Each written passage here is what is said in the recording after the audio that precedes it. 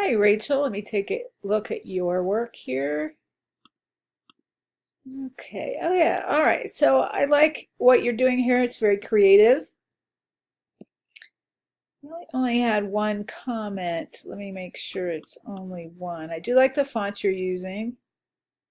That looks great. It looks very professional. I like where you put the return address, and I also love how you created a background that all works.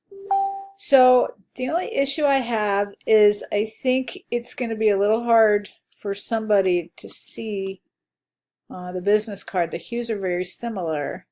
Also use a software to align this. It doesn't look intentional enough. Consider moving the address to line up with the R. Otherwise be more direct with it. So this front of the business card I thought was hard to read.